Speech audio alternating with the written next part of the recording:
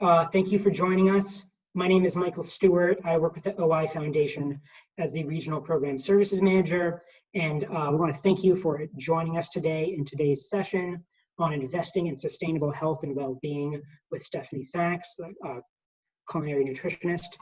We're asking, if you're joining us today, could you actually please turn off your video camera? We, of course, ask this not because we don't want to see you, but because we're worried about the bandwidth on these meetings. We know other people have been in meetings where these things get really bogged down and gets really grainy and hard to see. So if you don't mind, please turn off your video camera. You'll still be able to see us talk and still see the cooking demonstration and the talk for today. We appreciate that. Also, you're going to notice that your microphones are muted. We are asking that you keep your microphones muted throughout the entire session today. This allows us to just better hear the speaker today and that we can more quickly and thoroughly answer your questions. Like in other sessions, we're going to ask that if you have a question, please type into the chat room. So I'm going to type a quick hello to everyone. There's a chat feature. If you have any questions throughout the entire session, please put your questions in there. Me and the other moderators for today's session are going to be reading those throughout. And when Stefanie has a free second, we're going to be directing those questions to her so she can best get to you all. That's going to be the best way to communicate with us. And also, if you want to introduce yourselves, you're more than welcome to as well. I already see a bunch of familiar names and faces already logged in. But without further ado, so what I'm going to do is I'm going to put this on speaker view, and I'm going to be spotlighting Stefanie Sacks' video. So hopefully we should all be seeing our lovely speaker. I'm here to introduce Stefanie Sacks. She is a culinary nutritionist based out of New York. She's actually spoken at other virtual events the OIF has done, and we are very happy today that she's going to be talking about nutrition and wellness during this very challenging time. So Stefanie, hello. Thank you for joining us.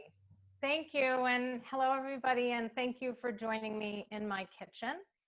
I'm super honored to be able to talk to this community, and I want to thank everybody who sent in such honest answers to the questions.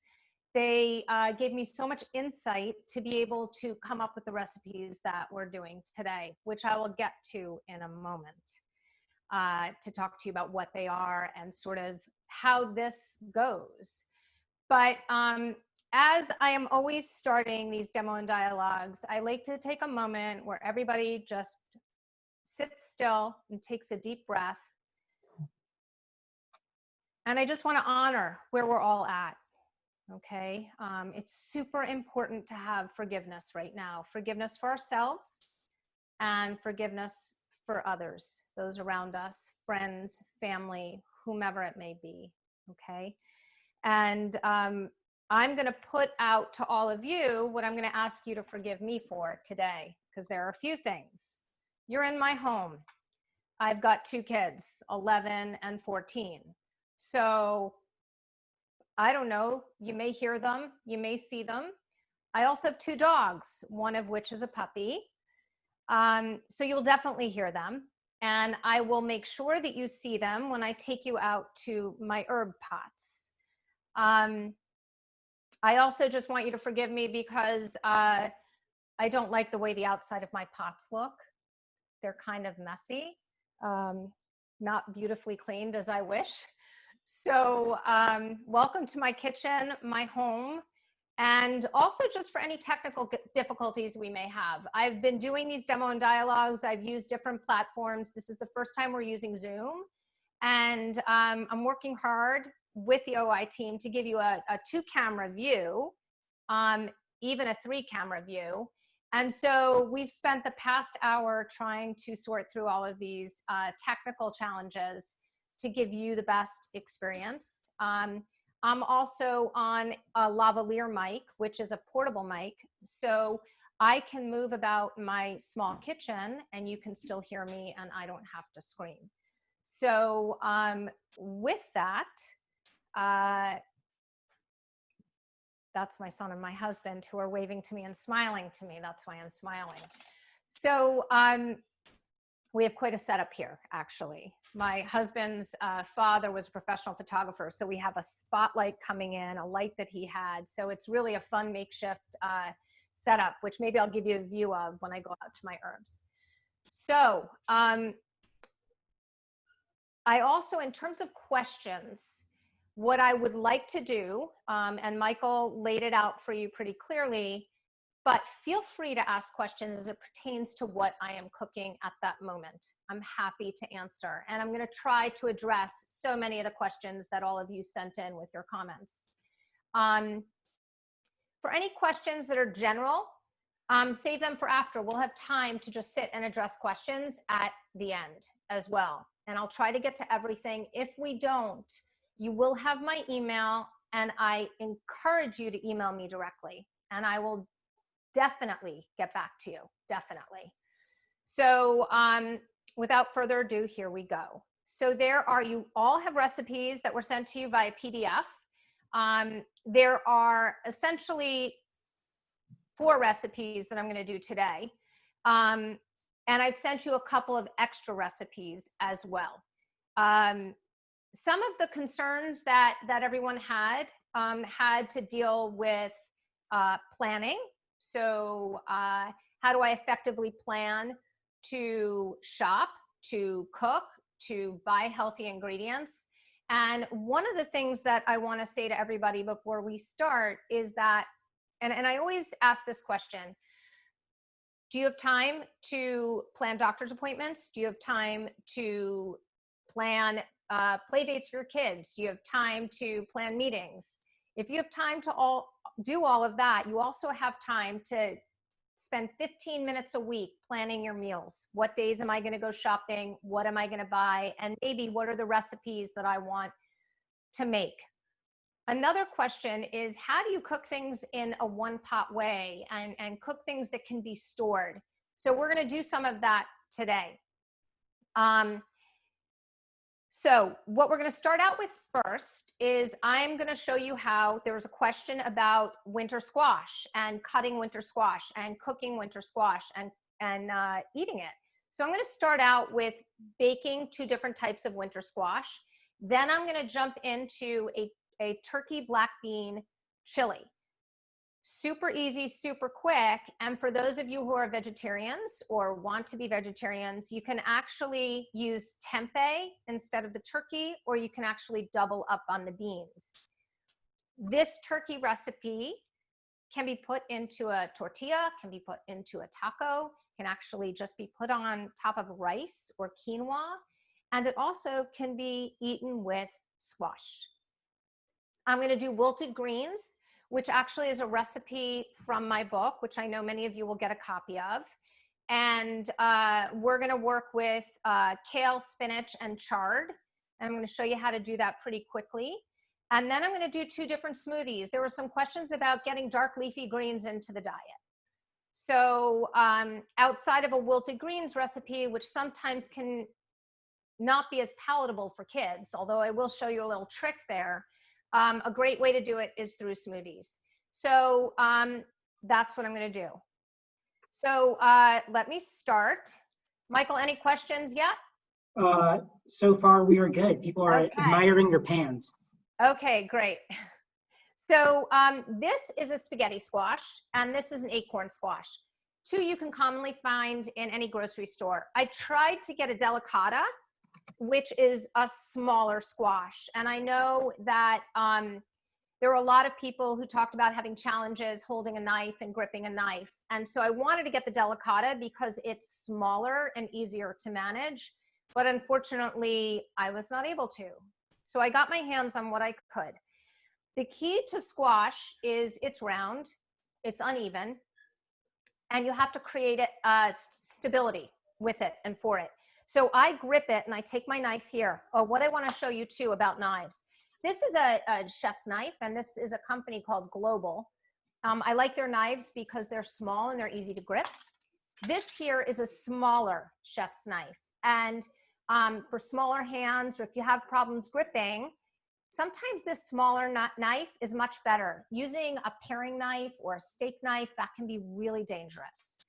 So So I'm going to cut the end off here on both sides. And then I'm going to put it on a flat surface like this and just run my knife down. So if you can't do this yourself because of physical limitations, maybe you have an older child who can do it and help you, or a neighbor, or a friend, or a spouse, or a partner. Don't hesitate to ask someone to just cut your squash. So I'm going to empty out the seeds. So you can see the seeds are in here. And I'm just going to my garbage pail over here.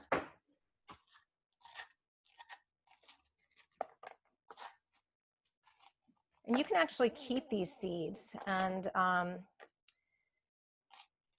toss them with some olive oil and some salt and bake them in the oven as a little snack, just like you would pumpkin. Okay. And then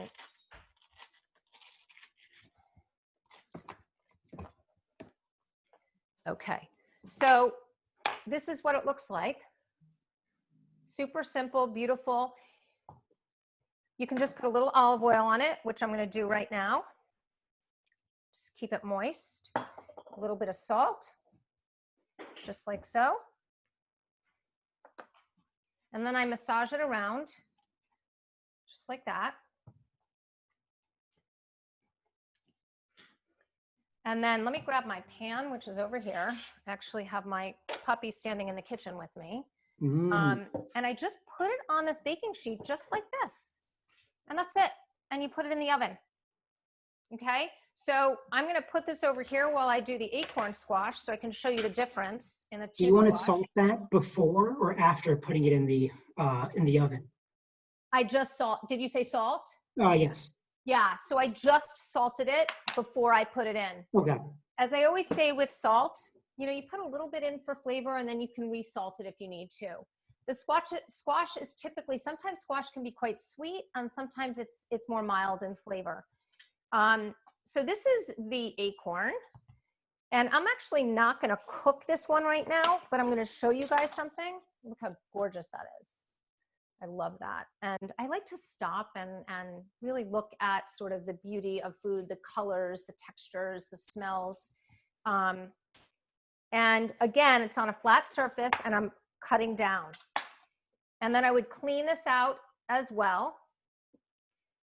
But oftentimes what I do with this squash, you can bake it in the same way that you would the spaghetti squash. Actually, you know what? I'm going to do it. I've got plenty of people to feed later, so I'm going to just do it.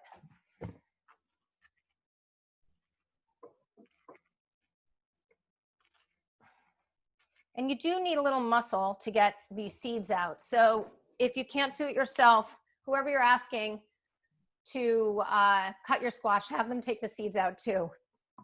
And what I like to do with this, we can bake one as we're baking the spaghetti squash, is I'll bake one of these. So I'll put that right on here as well.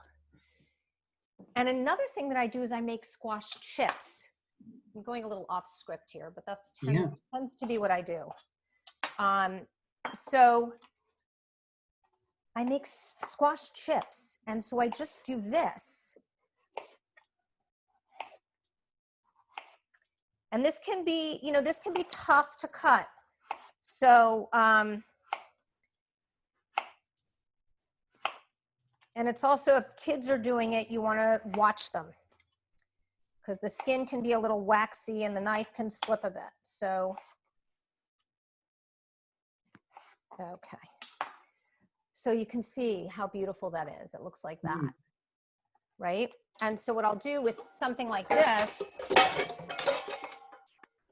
I'm just going to take this and I'm going to toss this in a bowl.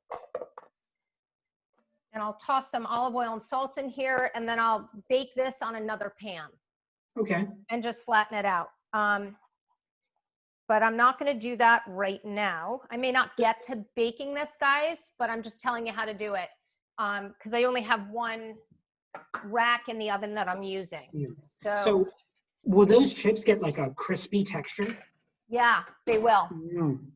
They will. They'll be soft and crispy kind of at the same time. Okay. If that makes sense.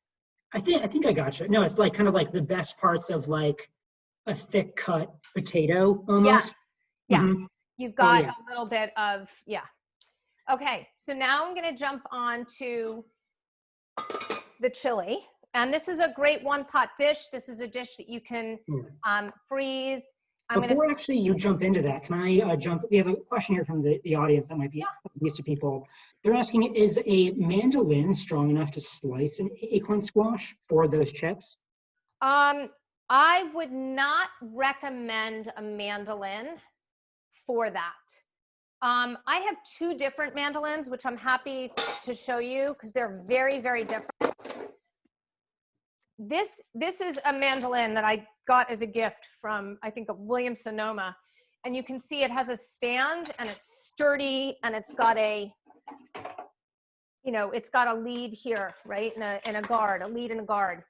Mm-hmm. So it's hard to get that squash fully on here. If you have a smaller squash, maybe, but I worry sometimes about the skin because it's so thick. The other type of mandolin is a Japanese mandolin, and I highly recommend that you do not use that, which is something like this. Okay, so definitely try to avoid those. Okay. Yeah, I would. I would. Yeah, for that I would. Definitely. So for the garlic, as you can see, I'm smashing it to get the skin off, just like so.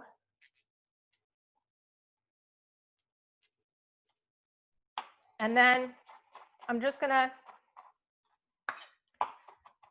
do a quick rough chop of the garlic.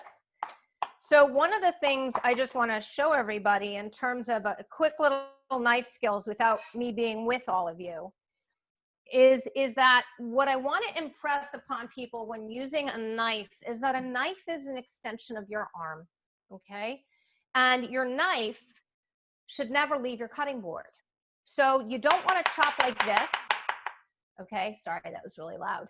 And you want to go like this. You see how the motion is where I'm rocking the knife back and forth. Mm-hmm. There's some, actually, Michael, if you guys want to make a note, what I'll do is I will try to find a good knife skills video and we can send that to everybody as a resource. Oh, that'd be great, yeah. Yeah, so, okay, so now I have my olive oil. So this is extra virgin olive oil that I'm using. You can use a vegetable oil. I like to go with, you know, olive oil typically, or coconut oil. I'm turning it on a medium flame. And I'm gonna throw my garlic in, get that going. Actually, if you can, I don't know if you guys can see this yet on the view I here. Can, move you want to jump to that? You can wait if you want, and because I'm going to do the onion right now. Okay. So to cut an onion, I see a lot of people who just sit here and peel an onion. Try to peel an onion like this. Don't bother. Cut both ends off like so. Run your knife down, and then just pull this outer skin off. And there you go. And safety, you'll sometimes see there will be a film on your onion, the filmy skin that ends up, which is normal. It's a normal membrane. Just make sure you peel that back when you cut because you can slip. So I just want everybody to be cautious. I'll cut this in half. And this recipe calls for a small onion. So that was kind of a big, so I'll use half. And I'll run my knife down, leaving a little bit of the onion intact right here. So this is what I'm doing. So you see, watch my arm as it moves, and I'm doing a nice dice on this onion. And my dog is coming to pick up the onions that fell. And then I flip it over because it's about safety. You know, the kitchen is the most dangerous room in the house. You have, you know, fire, you have sharp objects, you have slippery things that can fall on the floor. So you want to be very careful. I have two boys who have been in the kitchen with me since they were really little, and all I talk about is safety constantly, even today. So I'm putting the onions in.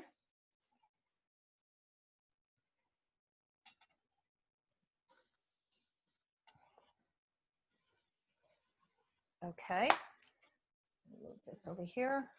I actually would compost all of my scraps, but my older son is building me a compost bin outside, and it's not ready yet. You would think that I'd been composting for years, but I just have not gotten to it. So the onions are cooking. So now, Michael, if you want to jump over to this camera, I'm going to do quite a bit in here. So I've got my tomatoes. So these are just canned diced tomatoes and black beans, Goya black beans. It's what I could get my hands on. And I rinsed the beans through a strainer because you want to get the starch off of them. I also want to give everybody permission to use canned beans. Super important. You don't have to soak your beans. You don't have to cook your beans. You can just use canned beans. That's fine. And I actually want to, I think that's an excellent point, but also we've gotten a couple of comments so far that I really want to highlight that I think are great general comments for the audience. One is talking about a modification for squash is to use a zucchini and hold it out. So it's much easier for people to cut when they are independent, which I think is a really good point. Yep. Also, the same person bring up for wheelchair users to gain leverage using a knife, they recommend using a cutting board on your lap, putting a cloth or fabric drain board mat between your legs and board, staying near the counter and having a bowl nearby, which I think is, you know, one thing we talk about is that a lot of, obviously people with OI run the entire spectrum. The physical differences are going to make sort of some of these cooking techniques different person to person. So I'm really happy people are sharing what they do to sort of address some of these issues and some of these needs. So thank you, everybody. And I welcome that, and I love that, because for me, I always say that I'm constantly a student. So all the people that I work with are my teachers. And when I work with people that have various challenges that I may not have seen before in my practice, I'm constantly learning. And so anything you can impart always helps me. One thing I would like to add to that in terms of safety, instead of using a towel, one of the things that I would highly recommend is, you know, the rubber matting that people will get to go inside of cabinets?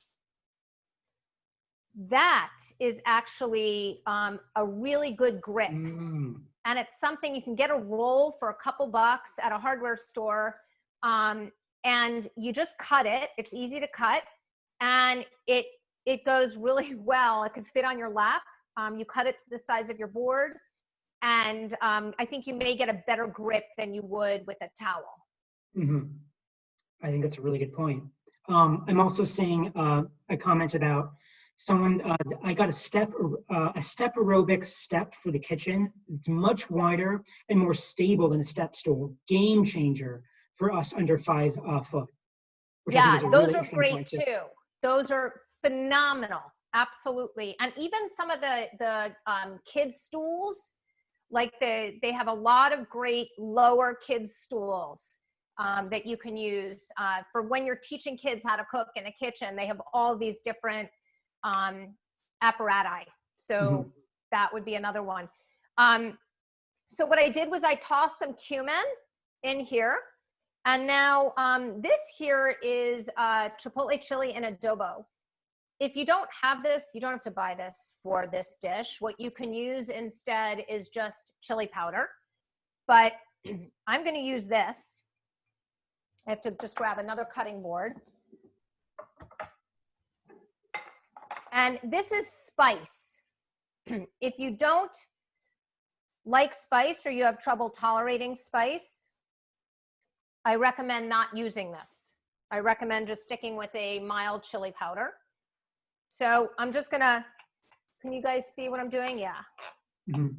Okay, so I'm just chopping them up with the seeds intact and a little bit of the sauce, and I'm tossing it in. to this mixture.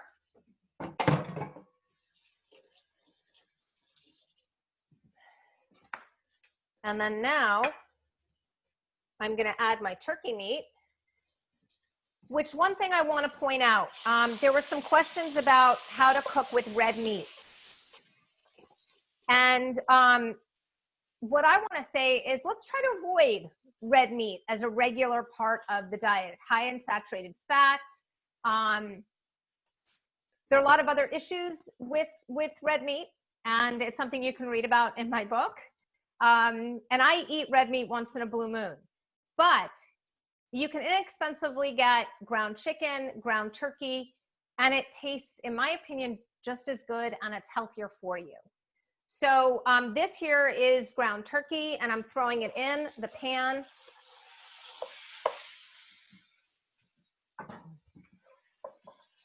And I'm mixing it around, like chopping it up.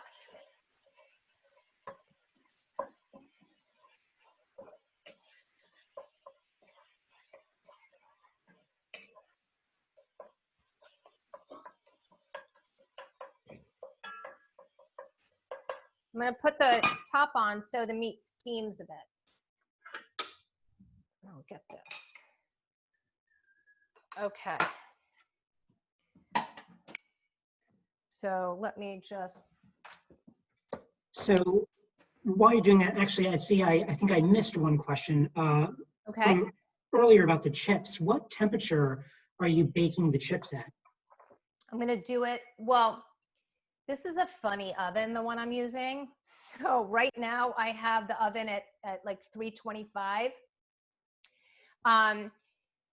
When you're cooking the chips, if your oven is normal and behaves and does not have, you know, I have to get this oven calibrated because it doesn't evenly bake the top part of my oven. So I tend to keep it at a lower heat. When you're doing the chips, I would say put it at like a 350 or even a 325 and do a slow, almost like a slow bake. Awesome. You'll get chips that are a little more even. Yeah, that sounds great. Yeah.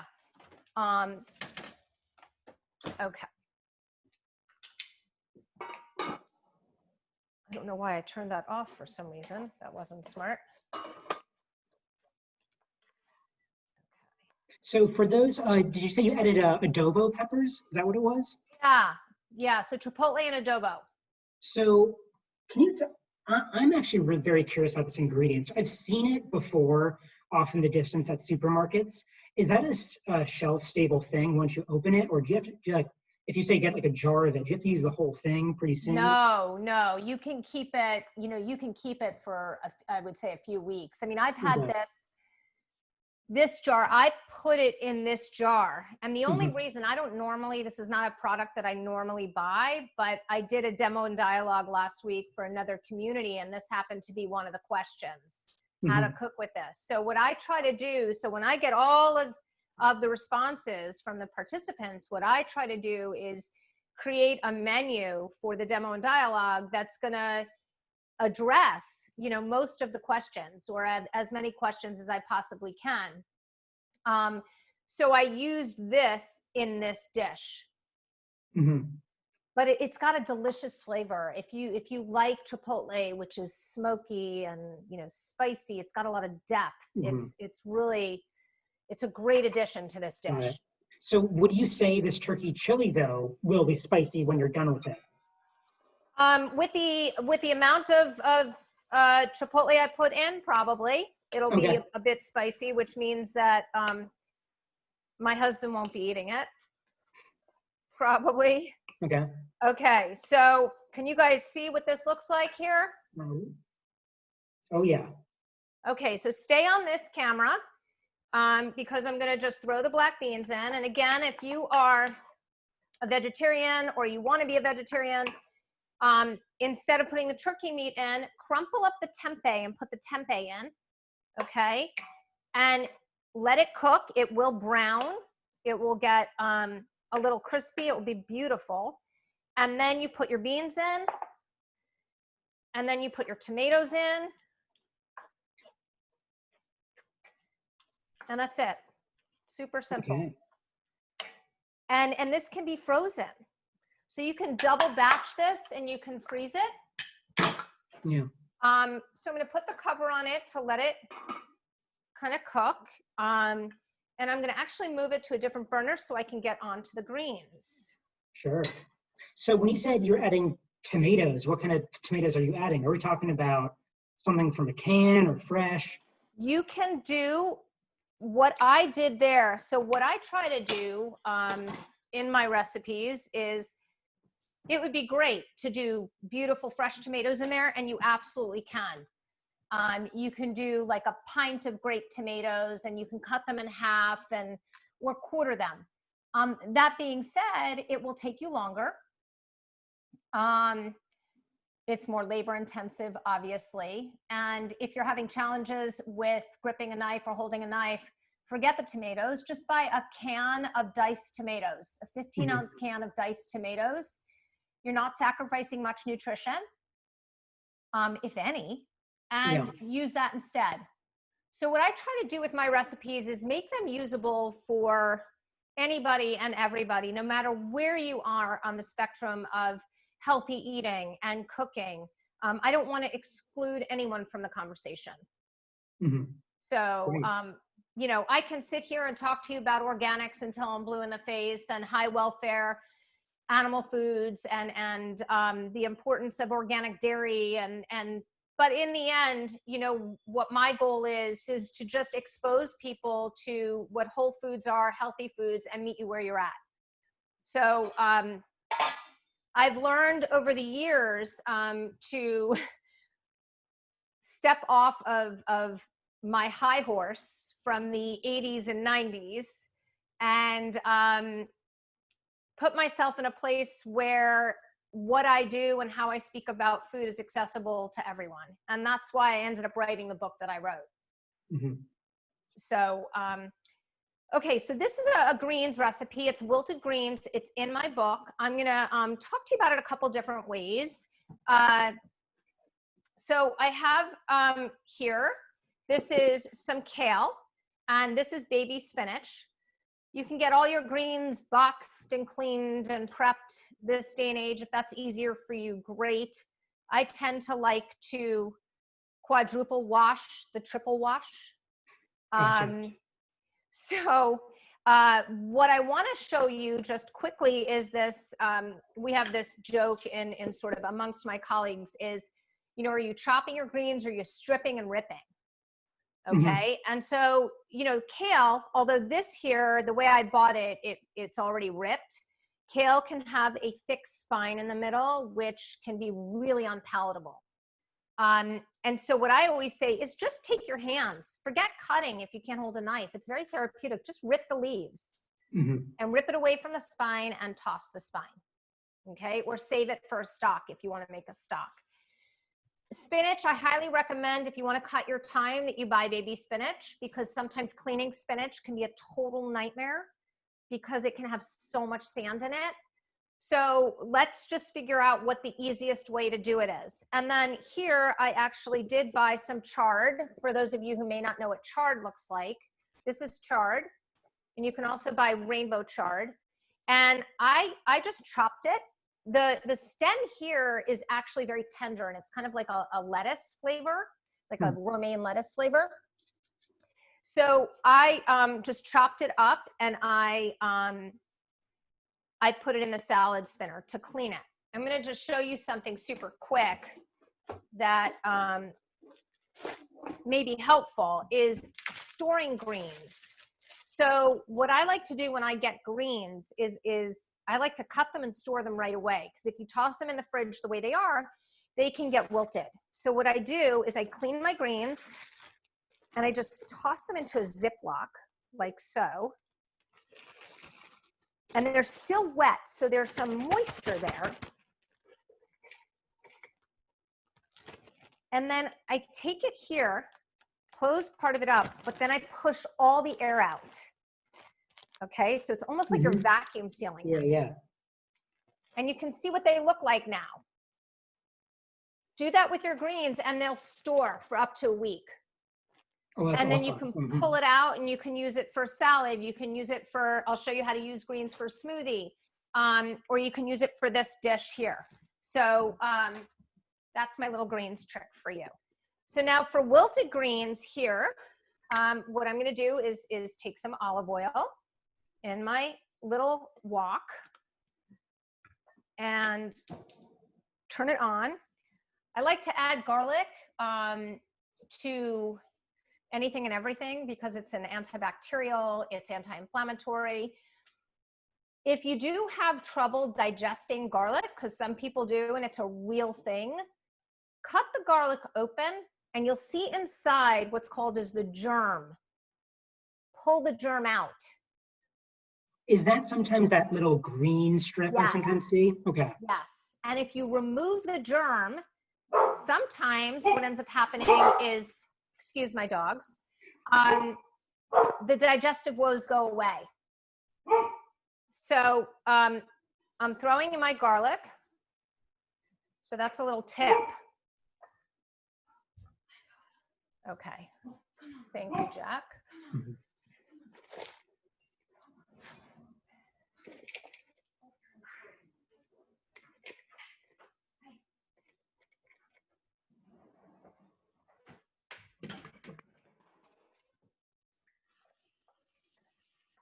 Okay, I'm just going to jump over and check the turkey chili. It's looking good. Yeah, it's looking really good. Mm-hmm. And it's, I'm going to add some salt to it. So in here, I've got, this is actually a Himalayan pink salt that someone had given me as a to test. Quite honestly, normally I just have kosher salt in here. Mm-hmm. And I buy the kosher salt. I buy the Diamond brand versus the other brands because the other brands have an anti-caking agent with the actual salt. Okay. And I don't like to have that anti-caking agent if I don't have to. When you say other salts, are we talking about like sea salt as well, or other types of kosher salts? Because that's something Kosher. every Kosher. time okay. Yeah. Okay, so now I'm going to just throw my greens in.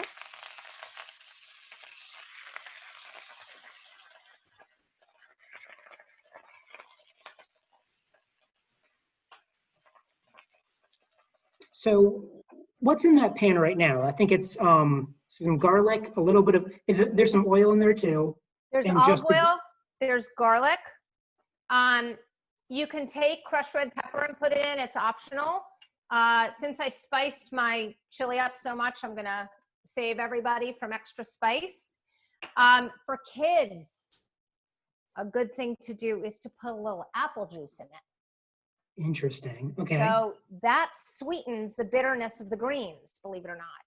And so I have some apple juice here, which I would put in, and you can also put lemon in. So I think I'm gonna try a little apple juice today. Maybe I'll get my little guy to eat some greens, which he doesn't really eat in this form. So they'll cook down pretty quick, making a lot of noise, and I'll toss some apple juice. And you have the recipe that has all the different measurements. So how are we doing on time? Right now we're at 3:39. Okay.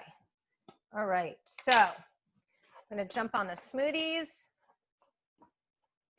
Let this chili cook a little bit more. And let's see what these greens look like. Okay. That's a pretty significant hissing sound I hear.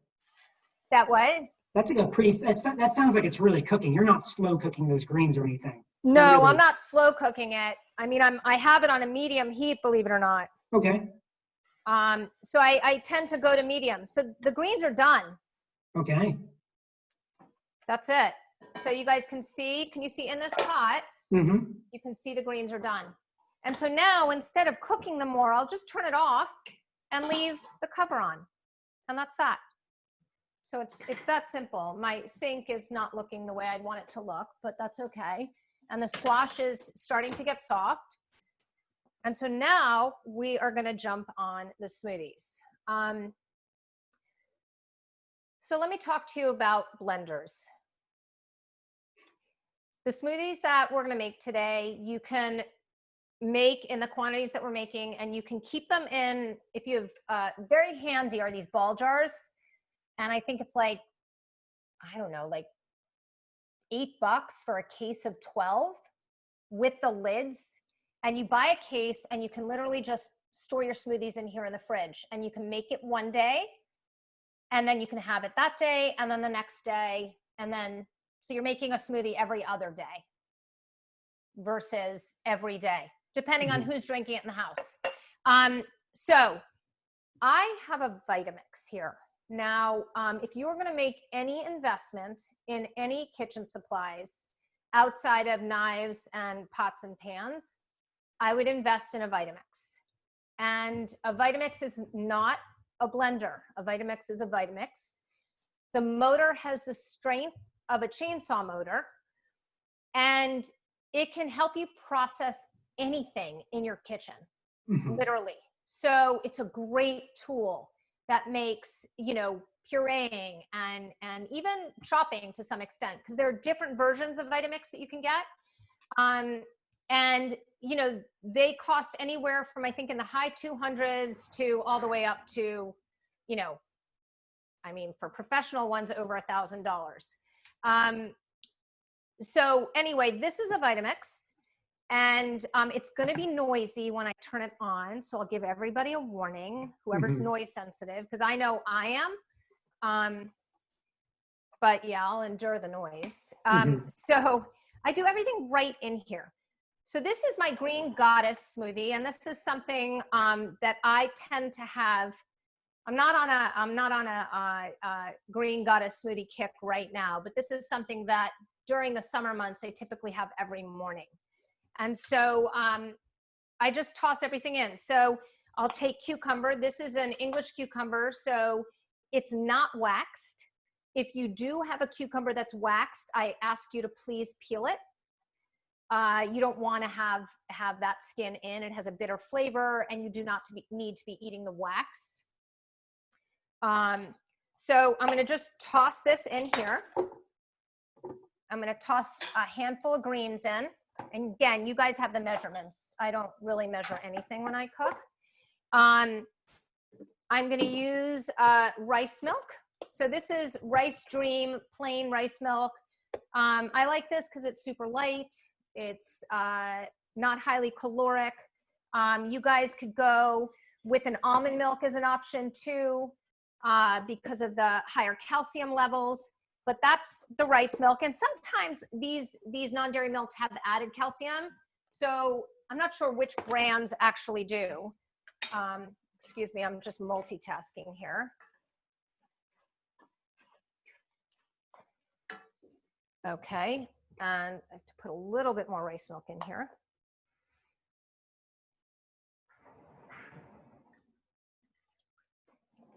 So one thing I know I always look out for with those non-dairy milks is added sugar.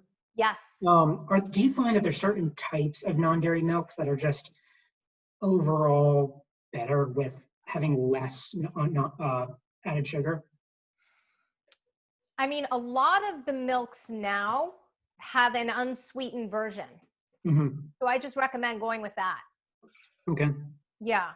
So this is an apple. It's an organic apple. I'm super particular about apples because they actually retain some of the highest pesticide residues of any fruit and vegetable. So I like to get my apples organic. Okay, so I'm going to toss in an apple. And that's my older son in the background.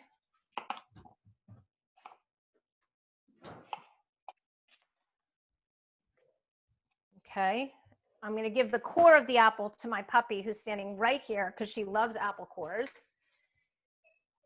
And then the avocado, about a quarter of it, you know, gives you healthy fat. So there's the avocado, and I'm going to scoop it out. It also makes it creamy, really creamy. So, okay, and lime. So this is just fresh lime here. And I'm going to take my little press. It's hard to squeeze limes. This press, I feel, works really well. You know, I have an injured thumb here. Believe it or not, it's a, I'm embarrassed to say it, it's a cooking injury. from picking up a really, really heavy pan with one hand that was hot, and it literally yanked my thumb. So this, and sometimes I have problems with it. So, but this I can do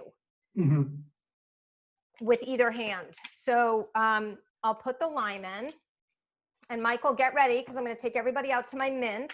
Okay. So let me just get my last ingredient before the mint that I'm going to put in is some frozen pineapple. So what I like to do is you can buy frozen fruit and keep it in the freezer. Or if you have fresh fruit that's going bad, freeze it in small chunks. So this here, this is my frozen pineapple. So it actually, I don't have to dilute it with icy, ice that turns into water quickly. So I've got that. Now my area is getting very messy. And then I put flax meal in for those people who need more fiber in their diet. This is a wonderful way to get it. Also, getting your essential fatty acids through flax. So I put some flax in. And now I'm going to switch you over to my phone. Okay. And I'm going to take you out to my garden. Sounds good. I just asked you to share your video on your phone. So okay. Let me know if you got that. Okay. Okay. Okay, now I'm going to spotlight video. You got it? Hold on one moment. We seem to be a little bit stuck. Do gallery view.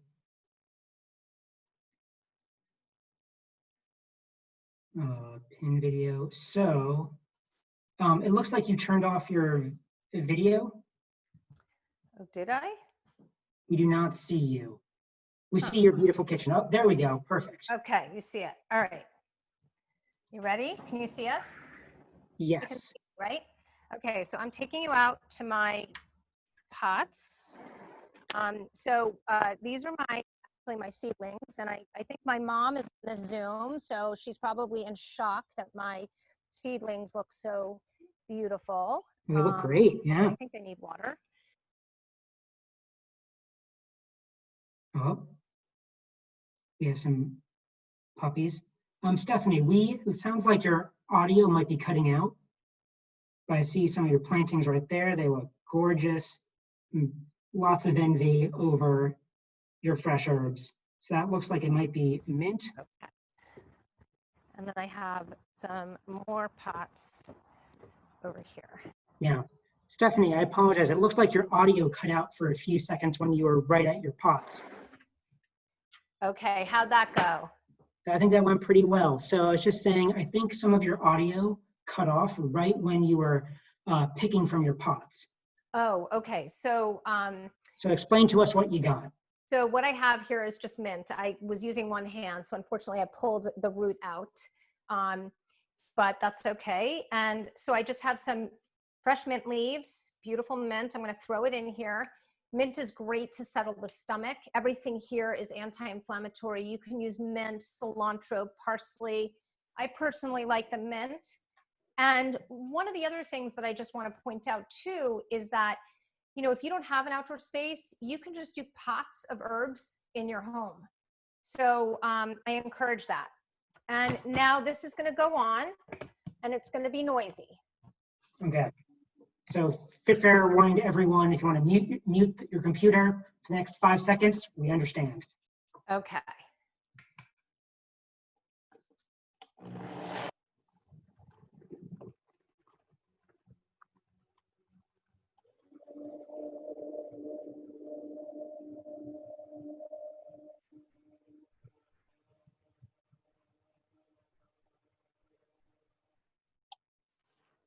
There you go. Ooh, looks delicious. So this is your green goddess, and that's it. Awesome.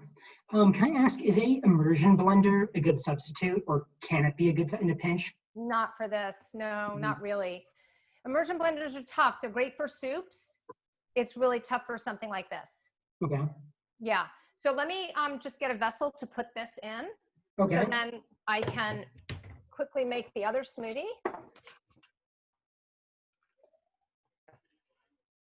And then I'm just going to give this a quick rinse.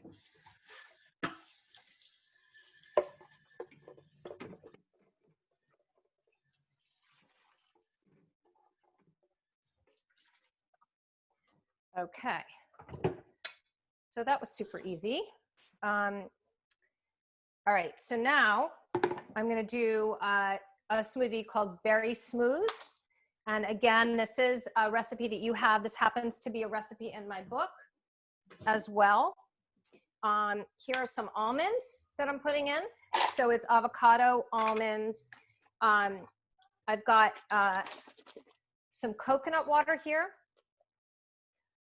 I just advise if you're going to do coconut water, please do just the pure coconut water. Don't do the flavored coconut water. So sometimes they have pineapple flavored and so on and so forth. So I advise against that. May I ask why coconut water over just say like water? So coconut water, you can do water, you can do rice milk. Why I like coconut water in this drink is it's super hydrating.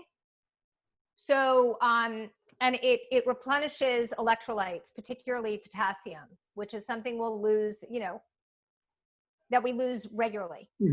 Yeah. So that's why I like the coconut water. Gotcha. And then I'm going to grab some blueberries. So these are just frozen blueberries that I have.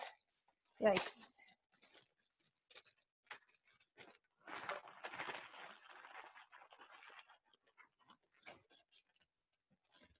Okay.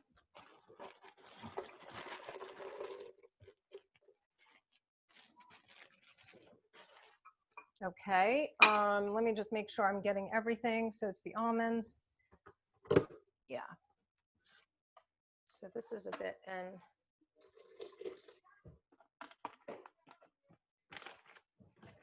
There we go.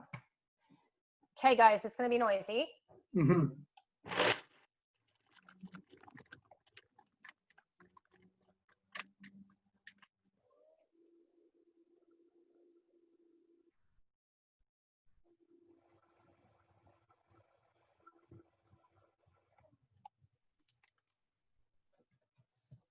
There you go. And this is your berry smoothie. And look at that color. Oh, is that gorgeous? Oh man, I want to make one so badly right now.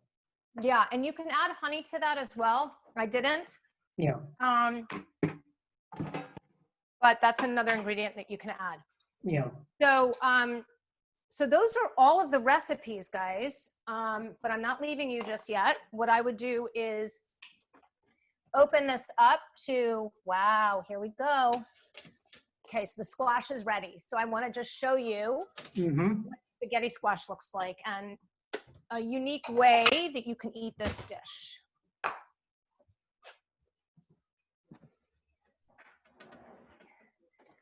Okay, so this is cooked spaghetti squash. Ooh. See that, right? And you basically steamed it. It's low in calories. It's highly, highly nutritious. Okay, and then you're going to have that for dinner. My older son is looking at this like, spaghetti squash. So the reason it's called spaghetti squash is because, can you see that? It kind of looks like spaghetti. Okay. You seeing it? Yeah. And so you pull it away from the skin. You don't want to eat the skin on this squash. Some squash you can, like a kabocha squash or even a butternut squash, but not on the spaghetti. And, you know, outside of, let's say, putting this in, another way you can eat this actually is melt a little bit of butter on it and just put some salt, and it's really good. Or even have it as a dessert with a little bit of butter and cinnamon. Oh, interesting. So you can see what that looks like? It's exquisite. And then what you can do is you can take some of your chili, and you can put it on top just like this. So instead of having the tortillas and the cheese and all the fixins, you can do it like this, and this would be ideally health supportive. And then you can have some of your delicious greens with it. Like so. And there's a meal. Oh, that looks great. So I wish you could all smell this. I really do. So now that the food is done, I'm happy to take whatever questions anybody may have. Yeah. So just as a quick heads up to our audience, we will be we are recording this video and we'll be posting it later. So if you have any questions about anything we've gone over today and want to go back, we will have that. Also, we have someone asking about in regards to the smoothies, using fresh fruit versus frozen, how much ice should be added to make it more smoothie-like? Using which? I would say, so if you're using fresh fruit versus frozen, so I'm curious, like when you get frozen fruit, often you get all those ice crystals, right, on your fruit. Yeah. Do we need to be adding no ice. like, well, no ice, basically? Okay. No ice, and that's why you use frozen fruit, because frozen fruit serves as basically your ice nutrition. Okay, gotcha. Yeah. So if you're using fresh fruit, which is great too, you know, I would put like 3 large cubes of ice in, for example, and then see if it's cold enough. The only reason you're doing it is to get it super cold. Any fruit that's going bad, don't let it go bad. Just cut off bruises, or, you know, if there are bruises or if there's a little mold, even cut it all off and save the fruit. We don't want to waste it. And put it in a Ziploc and put it in your freezer. Got it. So if you're thinking, you know, okay, I'm going to be making a smoothie today, and I've got all of these ingredients, do you think it's better to make one big batch of smoothie and then freeze portions out for later? Or do you think it's better? No, you don't want to refreeze it. You don't want to refreeze it. So what I would do is, you see how I have this here? And then I actually, because it was the quickest thing I could get to, I just put everything else in here, but I'm going to move it into more jars. Gotcha. And in my house, you know, my older son is constantly eating. So I know that by tomorrow night, they'll all be gone. Yeah. So, so what I would do is make, you know, if it's for just you, make 2 portions. And then the day after, you know, 2 days after, repeat. Got it. If it's for more than just you, you know, see who wants it, and you can just make it a la minute. You can pre-prep your vegetables as I showed you, kind of with the greens. So the other thing actually that I probably did forget to do is greens can go into this smoothie as well. So it is in the recipe. I just completely forgot to put it in. Got it. Can we talk a little bit about storage? So you talked a little bit about like your Ziploc bag trick for the freezer, just getting all that air out. But I'm thinking about, you know, your sort of more geometric, you know, your various, whether it be takeout containers from when you ordered Chinese food a few weeks ago, or I'm thinking also those like Pyrex or glass things I've seen at Costco. Do you have any strong preferences or thoughts on containers, both for freezing and for refrigerating? So I'll preface it by saying I have strong preferences on and thoughts on almost anything you ask me. Okay. But as one of my students once said to me, I am the most opinionated person she's ever met, but I'm non-judgmental. Okay. So I will give you my opinion. And what I like people to do, and I urge people to do, is whether you are, you know, in a community where you have a local hardware store, or you're near a big box store, or you just want to go onto Amazon, you can buy for $40 a box of glass containers that have snap lids. Actually, and another thing is, if you go to a place like Home Goods or TJ Maxx or Marshall's, you can get them super inexpensively. And you can buy them individually for like $1.99 each. And I'm going to show you what they are. Okay. So these are two of them that I have ready to pack up food for a friend of mine who I give food every week to. So this is an example right here of the lid. So you can see the lid, right? They've got, so if you just get a little leverage, they snap down. And why I like these is because you can grip the side. You don't need a lot of strength, and you can just flip it up and it keeps the food the freshest. And also you're not dealing with spillage. I prefer glass to plastic. Okay. We have another question from the audience asking about, so the greens, the squash, and the chili, can they all be frozen for a later time? And the second question I'm adding on to is, which of these freezes the best in your opinion? Okay, so you can 100% freeze the chili and that would freeze great. Okay, I would not freeze the greens. I would just eat them as you make them. And they're so simple and so easy. In terms of the squash, I've never frozen it, but what I would say to you is take the squash, pull it out of this, throw it in a container like that with some water and freeze it. And then what you can do to defrost it, I know some people have a microwave, or just put it in a pot with a little bit of extra water. But that's with the water, I think you'll be able to maintain some of the integrity of the flesh. Great. Awesome. Thank you so much. So we have just sent out the link for asking for people's addresses to receive a copy of your book, What the Fork Are You Eating?